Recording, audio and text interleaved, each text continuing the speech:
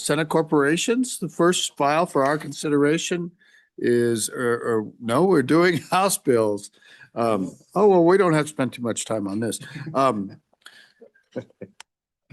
I didn't mean that, but we have till 9 o'clock because the Senate has a caucus. So the first file for, or the bill for our consideration is House Bill 85, post-election audit procedures. This came through us through the Management Audit Committee. I thought it was a joint interim topic, but apparently it wasn't. And then it went to the Agriculture Committee in the House. Who would like to explain the bill to us? Anybody like to explain the bill? Mr. Rubino, welcome. How was the Ag Committee in the House? Did some new faces? Welcome, Mr. Thank you, Mr. Chairman. Yeah, it took a little bit more of a backstory on some of the bills for the interim. The secretary is also on his way. So, Mr. Chairman, if it's all right with you, I'm happy to walk through the bill, the background for the Weston County Subcommittee, which is what this came out of. And then it was ultimately forwarded on to the Management Audit Committee and sponsored by the Management Audit Committee in the 2025 interim. And then the secretary has some comments as well. That sounds fine. Yes, go ahead, Senator Steinmetz. Thank you, Mr. Chairman. Thank you, Mr. Rubino. I was just wondering, what was the Weston County Subcommittee? I apologize if I don't know, but it's my district, so I'm very curious what that was and who it was and how that happened. If you can, Mr. Rubino, go right ahead. Absolutely, Mr. Chairman. Senator Steinmetz, the Weston County Subcommittee was created during the 2025 interim session by the Management Audit Committee. It was the charge of it was to discuss the processes and procedures and any statutory recommended changes, which is what some of these legislative vehicles come out of. Specifically following the false post-election audit that was submitted to the Secretary of State's office and the verified complaint coming out of the 2024 general election. So the Management Audit Committee created the Weston County Subcommittee to examine not only the processes and procedures that were followed in the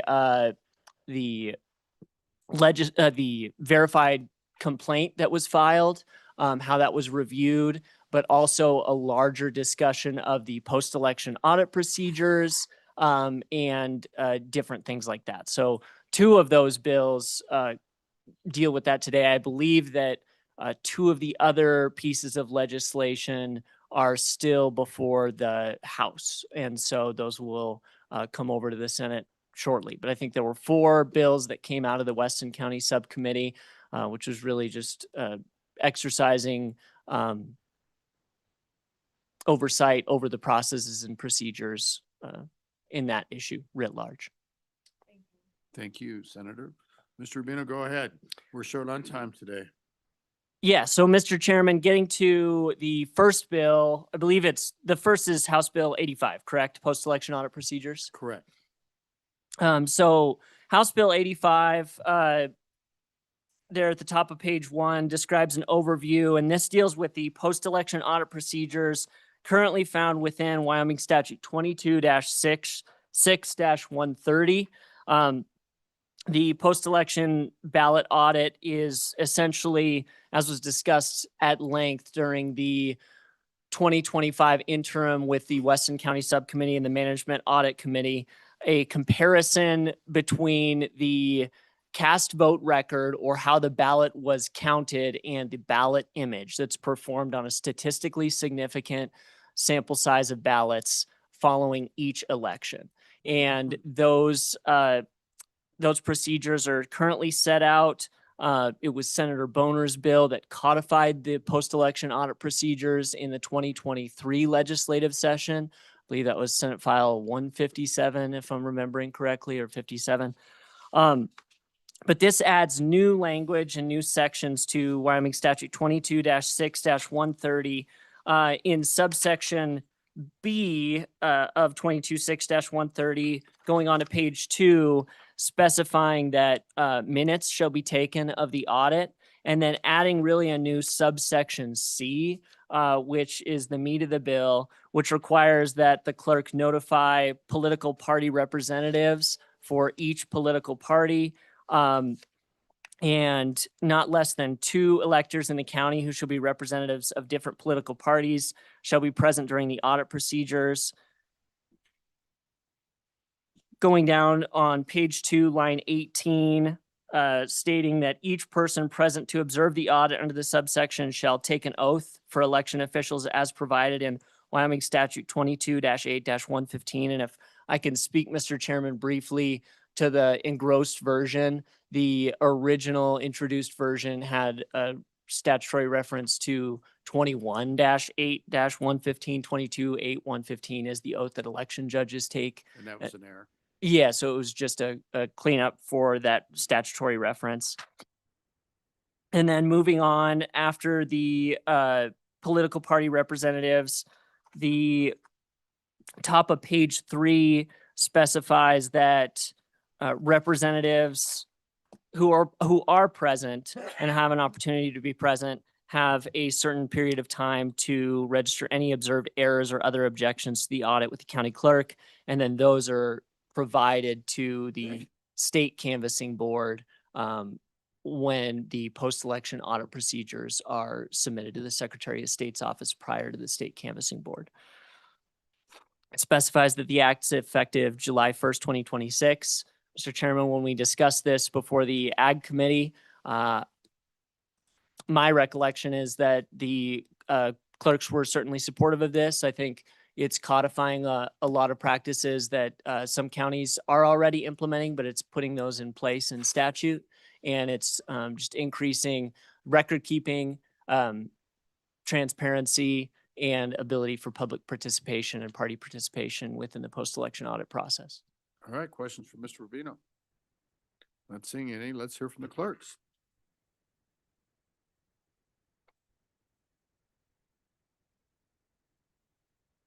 Let's do you first and let him catch his breath, and then we'll get back.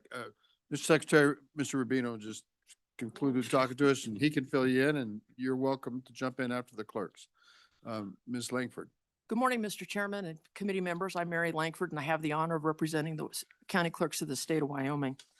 I'm here today just to inform you that the Ag Committee hearing was entertaining because I'm a town kid, so I didn't have anything much Aggie to talk about, but I could talk about elections. So we were about even up when we got there. Anyway, the suggestions that the clerks presented during the interim to this committee for this bill have been incorporated in this bill, and we appreciate the opportunity to participate in its development. We will be able to administer this bill, but we do have one concern, and this is the same concern that we had last week when I was before you to talk about the size of the room and the size of the space and the number of the people. So there's one concern that still remains, and it has to do with the security of the election, the equipment, the facility, the storage space, and the voted ballots, and working in a small place with a large group of people. It is the duty of the county clerk to secure the equipment, the ballots, and the audit results.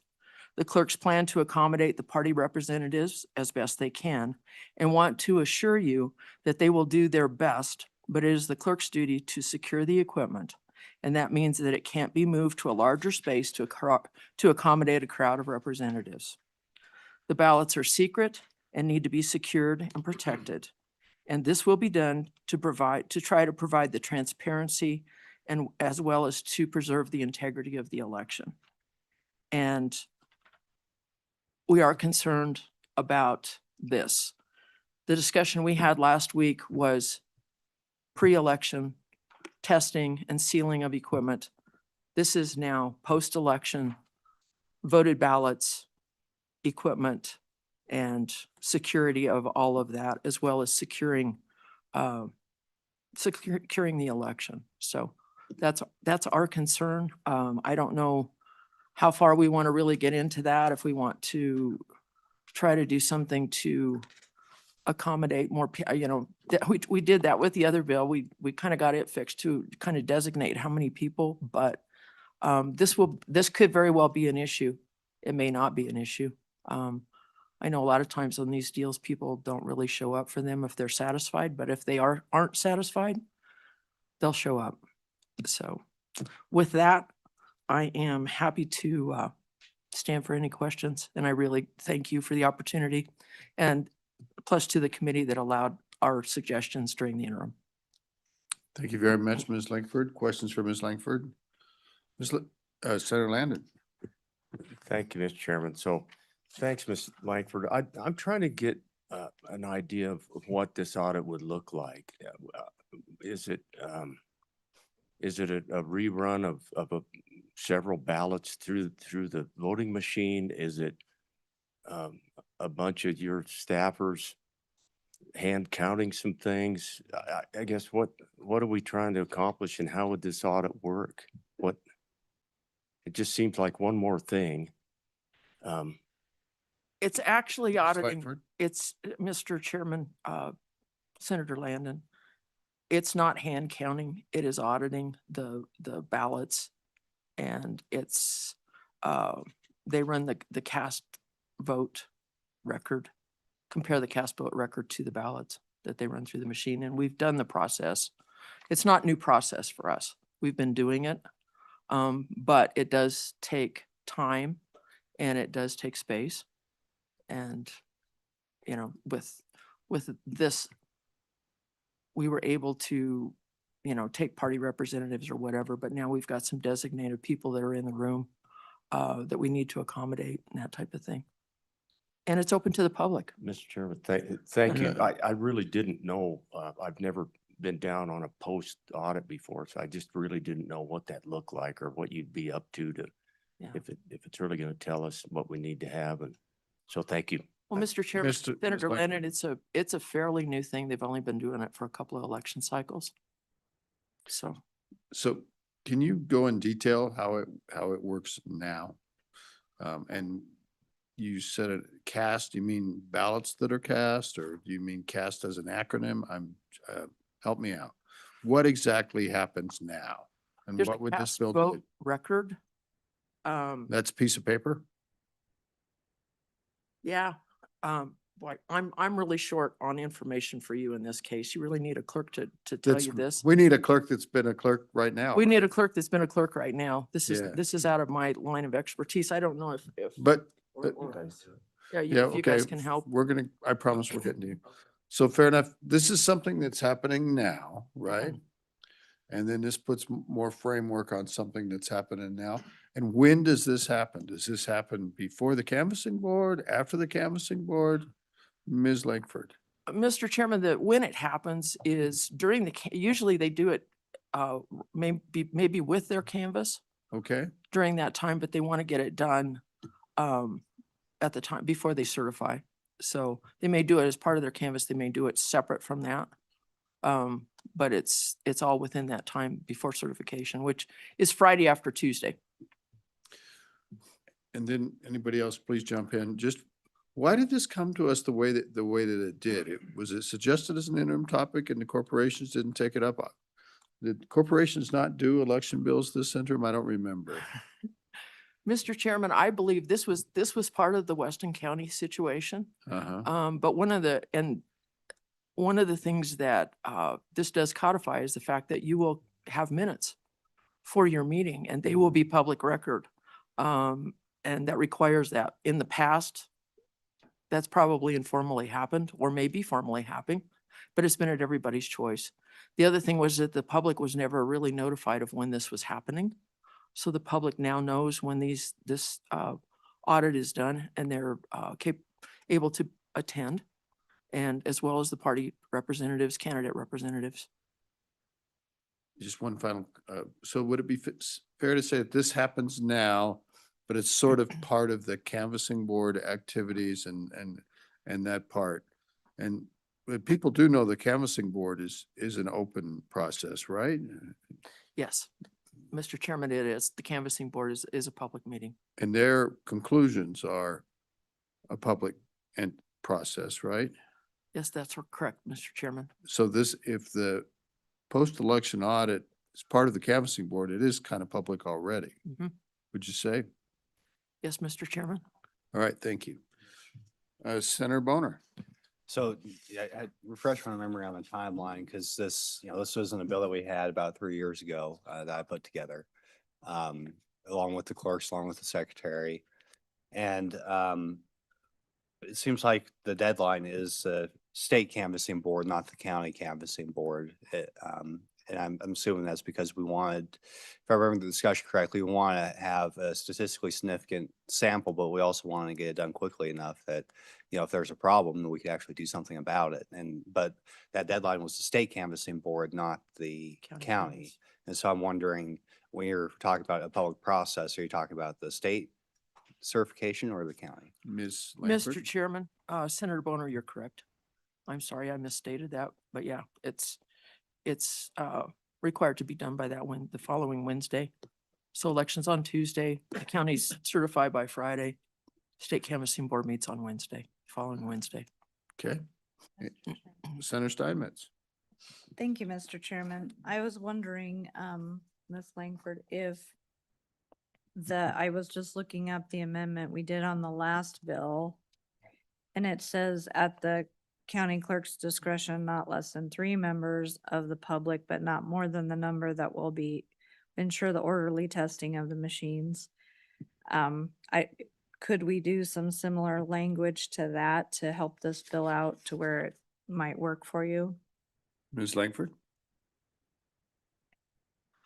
Mr. Chairman, Senator Steinmetz, I think it might be worth a discussion because we have talked about the size of the room and how many feet, as I said, if everything's fine, nobody's interested, but if there is an issue, you're going to pack the room.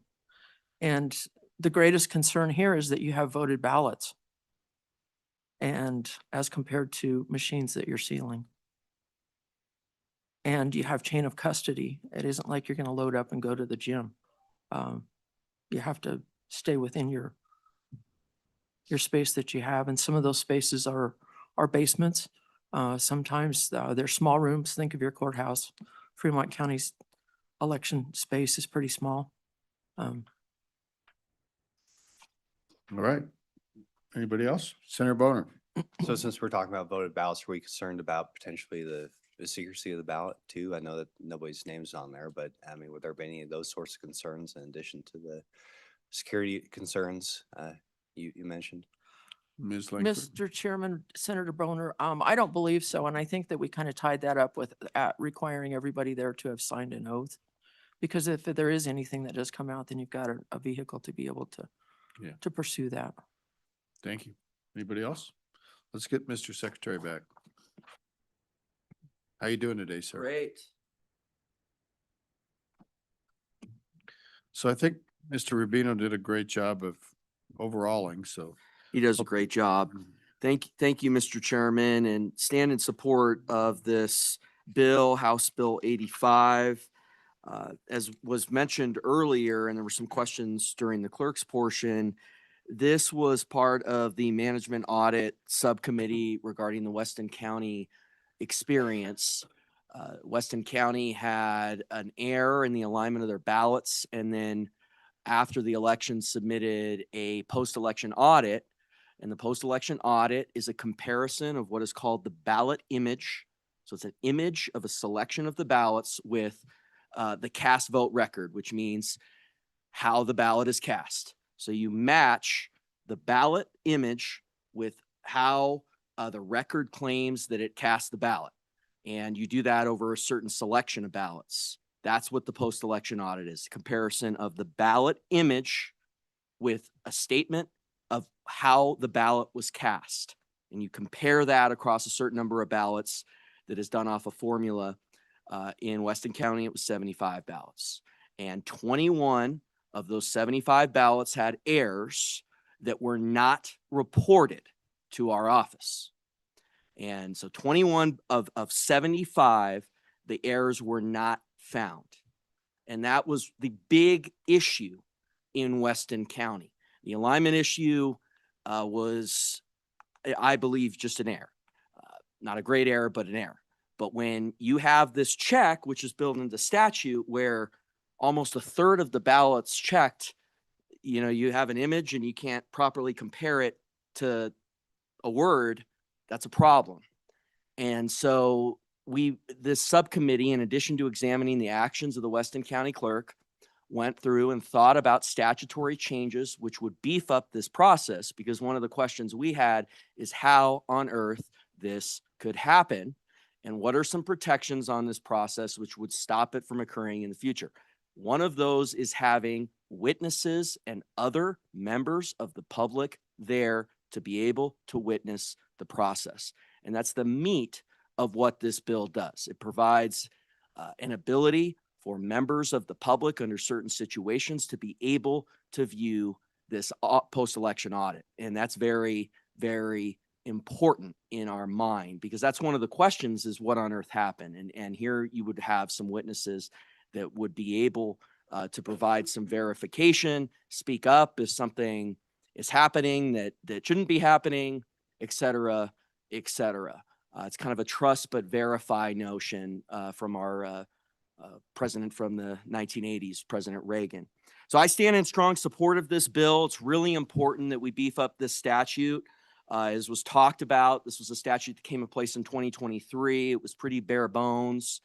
And this is really just kind of around the edges, trying to get some meat on checks and balances, which the election code contemplates Title 22 in many different instances. So I stand in strong support of this bill. I think in terms of concerns about the room, maybe a line that says if there's too many for the room, then there'll be a max out based on the capacity of the room, I guess. But I think putting a max out on a number that we don't know, because everyone's going to have a different capacity, I would really urge against that. I mean, if the room's maxed out based on what the fire marshal says the capacity of the room is, okay. But I don't think we should try to go into 23 counties and, whatever, take the mean of what a room can handle. I mean, I think that would not, it would really eat into this bill a lot. But I stand in strong support of this bill and really appreciate the work of this committee and also the Weston County Committee in trying to get improvements here, in addition to reporting back as to what on earth happened. Okay. Thanks. Thank you, Mr. Secretary. Senator Steinmetz. Thank you, Mr. Chairman. In the essence of time, just been kind of trying to work through this and maybe craft an amendment so I'd like to get the good secretary's thoughts on an amendment on page 2, starting in line 12 before the word not, at the county clerk's discretion, and then it would say not less than 2, but not more than a number that will ensure an orderly audit, and then it would go before electors in the county who shall be representatives of different political parties, and that might fix the problem. Thoughts on that? Mr. Secretary.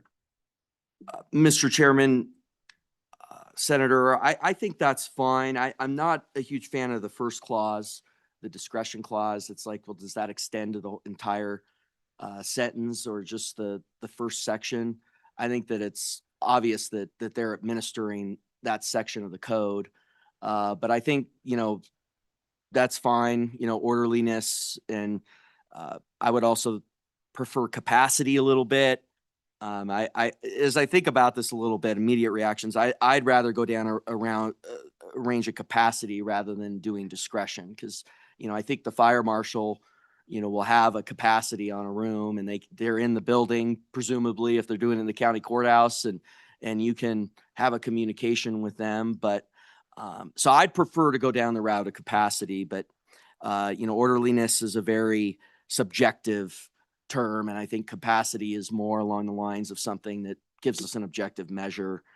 Because what I found in these codes, providing the check from the state's perspective over the last 3 years, is that there is a lot, when you provide that discretion, there's a huge difference in how these things are oftentimes interpreted. So I'd rather go down a more objective measure, but I get what you're trying to do, and I think that's fine from 30,000 feet up, but I'd prefer to build it a little more around capacity.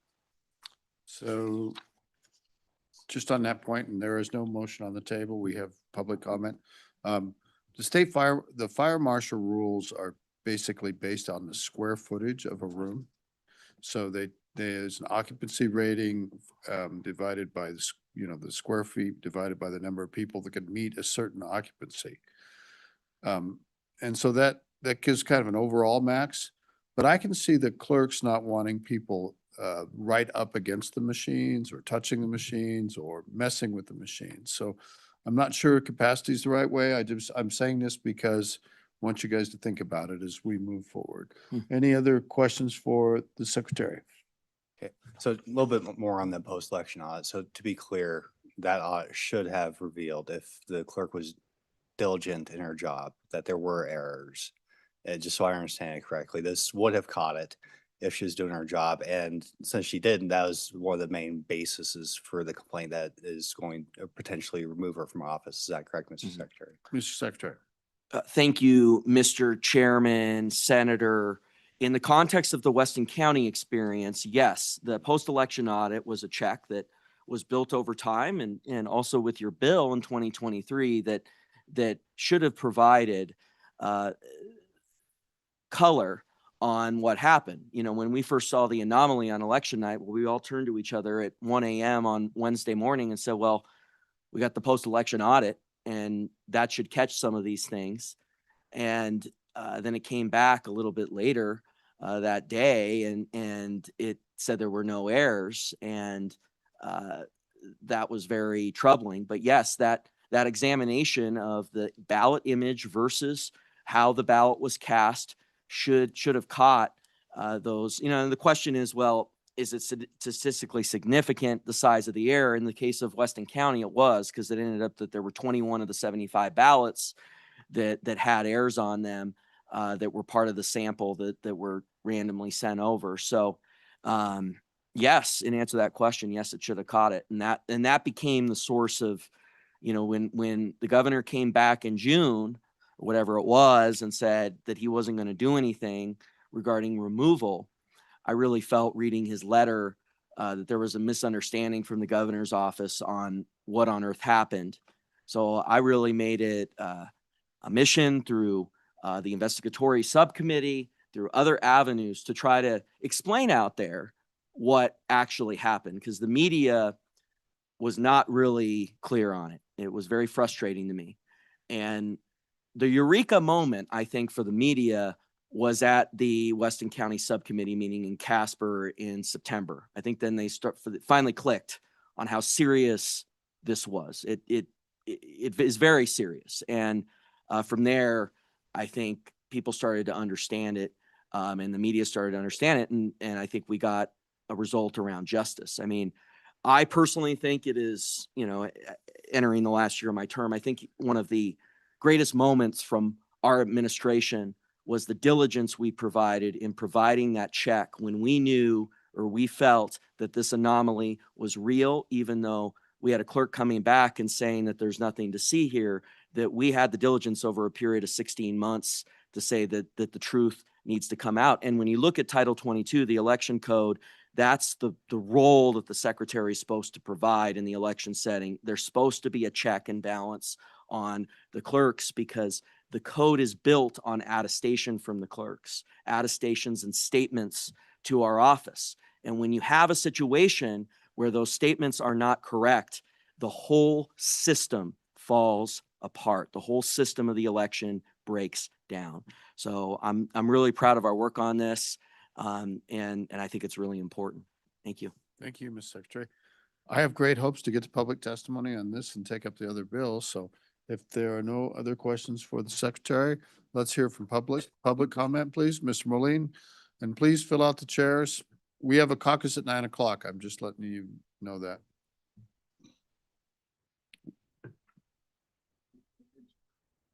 That's not fair. You guys. Mr. Chairman, Brett Moline, Wyoming Farm Bureau Federation, sitting in support of this bill. What my members' policy is that I work on is they want fair, accurate, transparent elections. I think this bill leans towards that. I think it helps. Some consistency across counties is important. But bowing to the clerk's comment, it has to work. I mean, you can have the greatest bill in the world, but if it doesn't work, so if this bill needs to be amended to make it so it does work in each and every county, we would certainly support that. Trying to be uncharacteristically brief, Mr. Chairman, I would take any questions you may have. Questions for Mr. Moline? Thank you, Mr. Moline. Ms. Simmons? Gail Simmons, Civics 307. Good morning, Chairman and members. We advocate for education and participation in elections. My largest comment you've already touched on is that you need to have something in here that limits the number of folks. If it is not in the statutes, then it's just one more point of contention.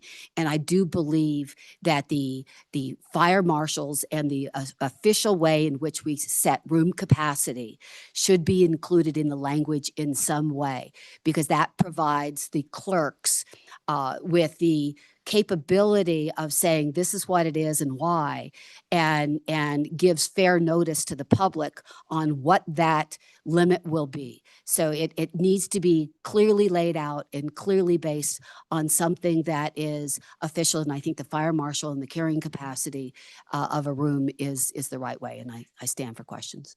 Questions for Ms. Simmons? Questions for Ms. Simmons? Ms. Simmons, I think my point about the fire marshals, that's not adequate. Because Oh. that is a measure of dispersing people evenly about a room. That's the way that capacity comes about. It doesn't say anything about having these things called election machines and maintaining a distance from those electing machines. What you do is you'd be crowding more people together. Got it. So that is my point there, and I don't think we're getting that. And if I could go down another road, I think you know more about the operation of elections as a layperson than most of our witnesses that we get. Yep. So what is magic about the results of the post-election audit that couldn't be made available as public information online immediately and contemporaneously? Why do people actually have to be there? And I mean, the machine's not running. Yeah. I mean, it's just comparing the ballot style to the votes cast, that's what I'm understanding. And I think in this case, it was very obvious to the secretary, good for him, when he saw that there was a error and other people weren't seeing that error, but if that were made publicly available and broadly out there, then everybody could comment on whether there was an error or not. Help me with this. So, Mr. Chairman, the way in which we keep flogging this dead horse and basically creating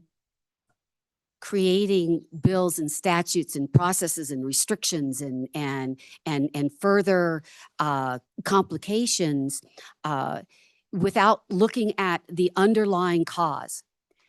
People that are tired make mistakes. And so when I look at what happened there, I do think that it is worth having an additional check. But to your point, there is nothing. Having the people in the room actually diminishes or increases rather the likelihood of error, because it creates more chaos. It creates more people being involved, to your point, and I'd missed that about the equipment.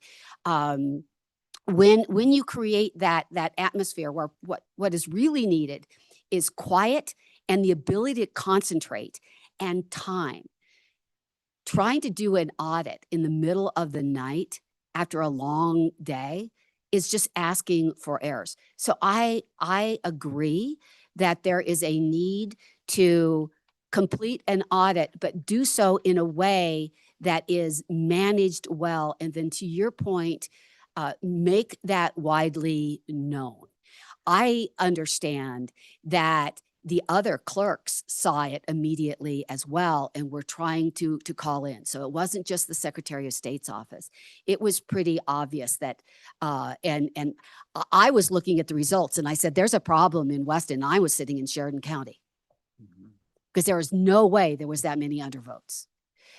So I think that this is actually creating the opposite effect by being too much. So yes, the communications should be there, maybe an outlet to come back and do another audit, but trying to get a whole bunch of people into a small room when what's really required is quiet, people who are not tired, that it's not the middle of the night, and the whole atmosphere is set up for accuracy and completeness. Thank you. Any other questions for Ms. Simmons? Thank you, Ms. Simmons. Who else in the room would like to testify on this bill?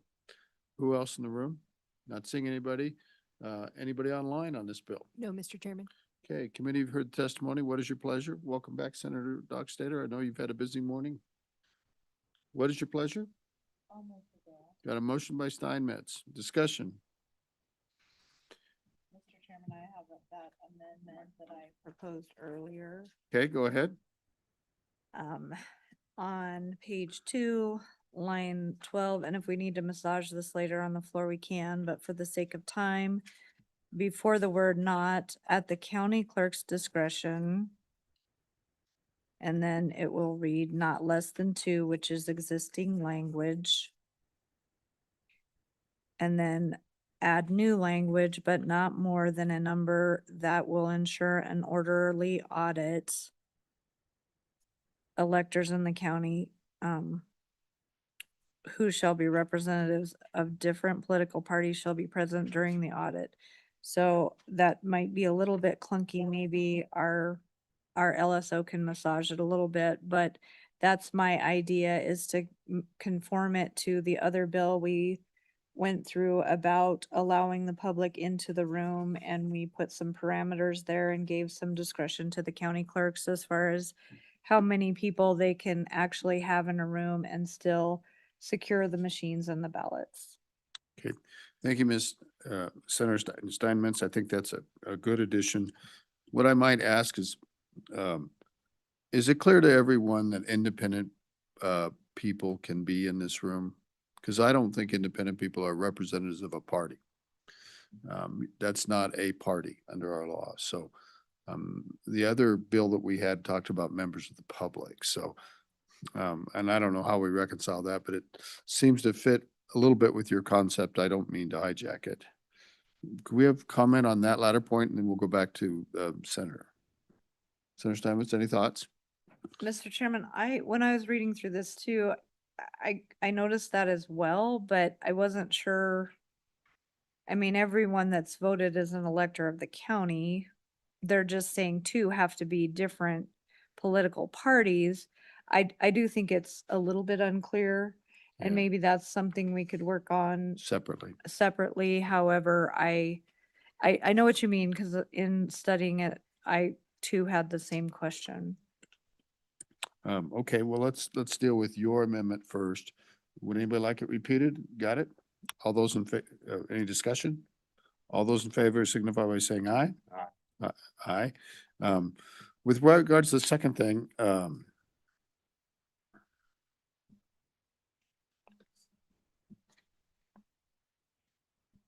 not saying you have to have an independent candidate there, but I think you want, or not candidate, independent affiliated person there. But I'm saying if a member of the public who's unaffiliated or wanted to view this, why would we think that they're not allowed? Ms. Langford, do you want to come up here? Do you have? Senator Landon? Go ahead. Mr. Chairman, line 16, I wonder if that doesn't cover concerns. Additional political party representatives and representatives of independent candidates may be present while the audit is conducted. I wonder if that. This bothers me a little bit, those, Senator, because in the first sentence it says, these guys shall be present. What if they don't want to be, what if there's no Democrats in Weston County that want to go down there and Yeah. be part of that crazy show? And, didn't mean to be pejorative.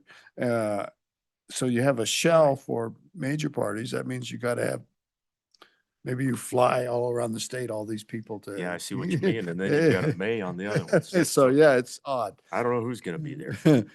I'm not going to be there. Ms. Langford.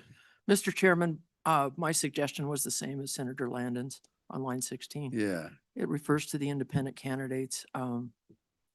Well, Yeah. Ms. Langford, then go back to the shall language and above. What if that audit is conducted and there isn't a representative of a party? They're supposed to be there. Does that audit now in a failure? I think Mr. Rubino might want to weigh in on that one. Mr. Rubino. Chairman, yeah, happy to discuss that. This language actually mirrors what we have in other places of statute, such as the State Canvassing Board. And to your point, Mr. Chairman, that's exactly the point. The point is so that you have witnesses there who can observe that the process is taking place, period. So yes, they shall have members that are there so that they can act as witnesses so that the post-election audit procedure can be verified that it's done. What if, So the county canvassing board, for example, can't be conducted solo, right? So the whole point of it is so that you have witnesses there so that it's verified that it's done. That was one of the issues that was raised during the Weston County Subcommittee, was that we didn't know if it was done at all. And in fact, there was a witness that was called who was a member of the county canvassing board who was prescribed to be there for the county canvassing board. And there was a question as to whether they were there for the post-election audit, and they were not. They didn't know. They didn't know that it was done. And so that's what came out of this, is that yes, it's divorced from this idea of members of the public, political party candidate representatives, independent candidate representatives can be there. It's specifying that witnesses shall be there to ensure that it's actually performed. yes, Senator Steinmetz? Thank you, Mr. Chairman. Mr. Rubino, so where are we, where is it specifically stating members of the public can be there? Which part of that is?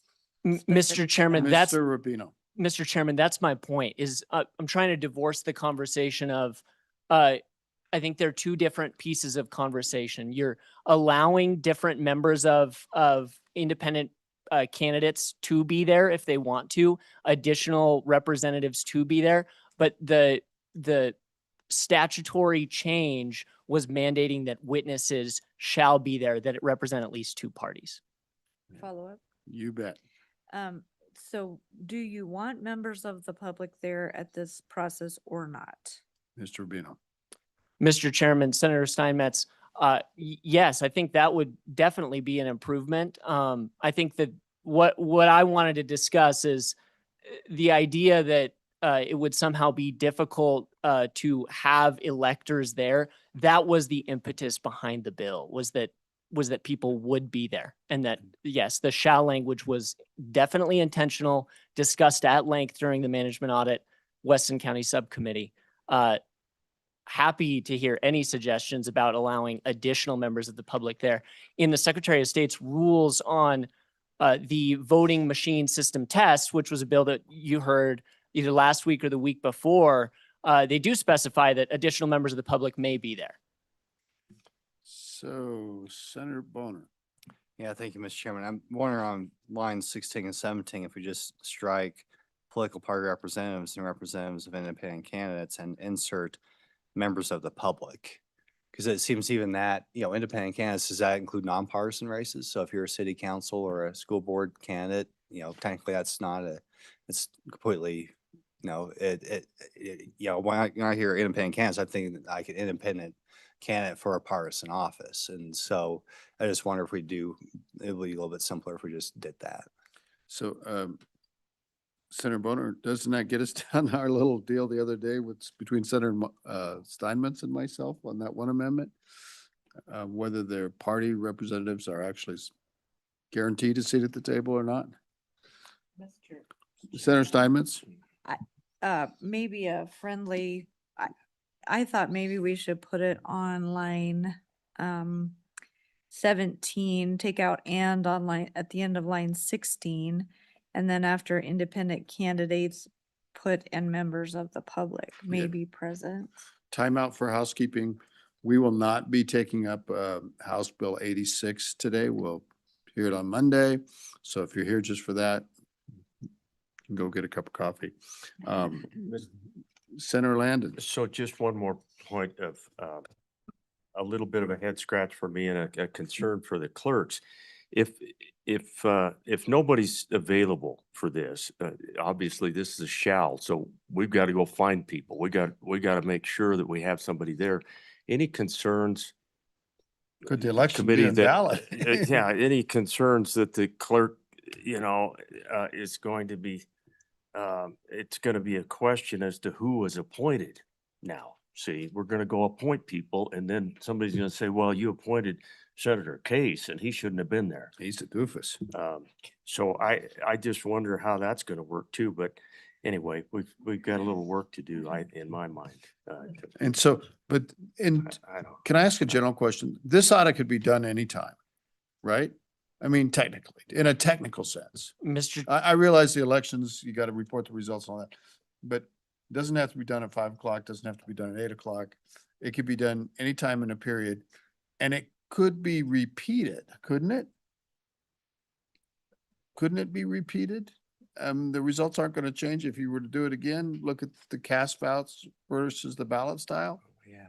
I mean, help me with that. I'm not sure what's so magic about having all these people in this room to do this. Help me with this. Who wants to weigh in? Mr. Chairman, I'm happy to weigh in. Through a lot of hours of testimony that came out of the Weston County Subcommittee, the main question was there a post-election audit that was performed at all? And because there were no witnesses who testified to any observation of that, and the Weston County Clerk defied the legislative subpoena and did not appear before the committee, that's still an outstanding question of whether an audit was performed at all. Fair enough. Senator Stein. Thank you, Mr. Chairman, and thank you for being here and providing all that information, because a lot of us have not followed this as closely as you have. So when is the post-election, this audit we're talking about right here, are there time parameters on it, and what are they? I think it ties in with the canvassing board's results, right? Mr. Chairman, the statute prescribes that, Senator Simons, the statute prescribes that the post-election audit results shall be reported to the Secretary of State's office not less than 1 day prior to the state canvassing board. Which means after the county canvassing boards have met, right? So it's part of the county canvassing board procedures. Mr. Chairman, the testimony from the Weston County Subcommittee and what we have in terms of when the post-election audit results are submitted to our office is that a lot of county canvassing boards will meet, and it's not an issue to do that either before or during when they have a state canvassing board meeting. But not all counties do that. And in the case of one county, we know that they did not do that. Fair enough. Well, you do know that the canvassing board at least has these representatives that we care about, trying to get them to witness the post-election audit. Mr. Chairman, exactly. And so it's mirroring some of that language, Sure. requiring them to actually be there so that somebody can verify that it's done.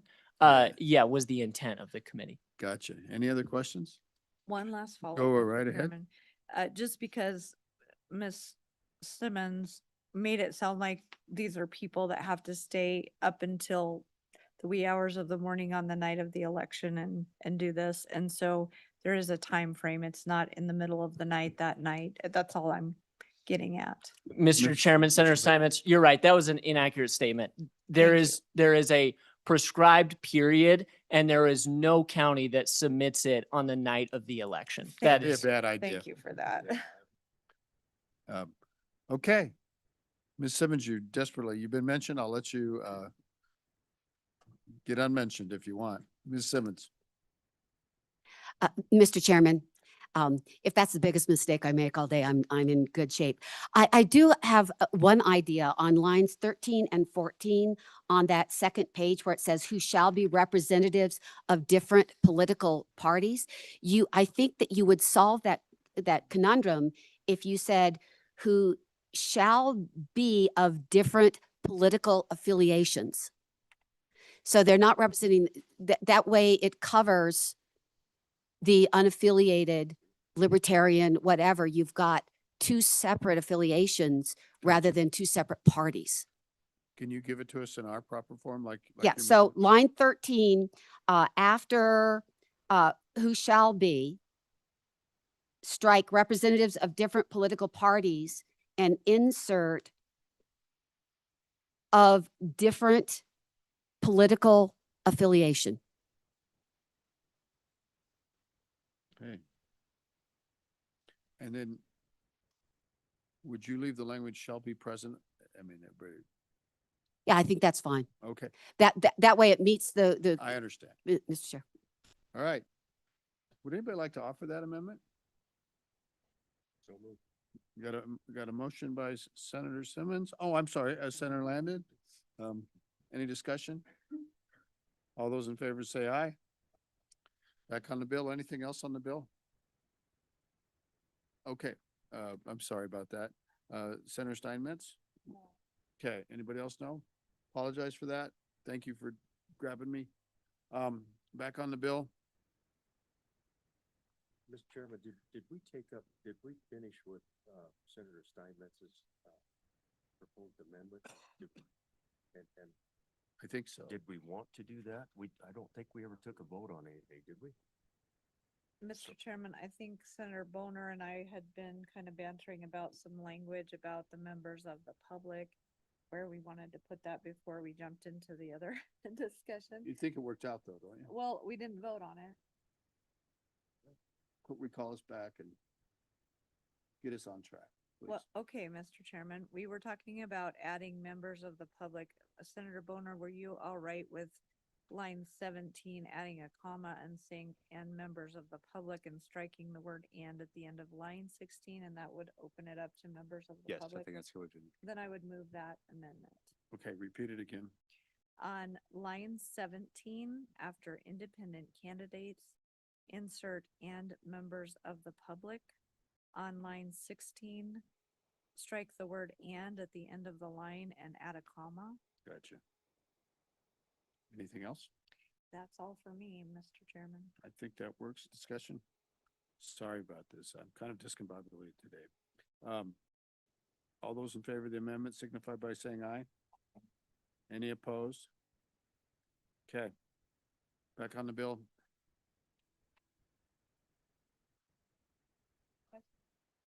Well, let's have a discussion first. You know, I really don't think this bill does anything.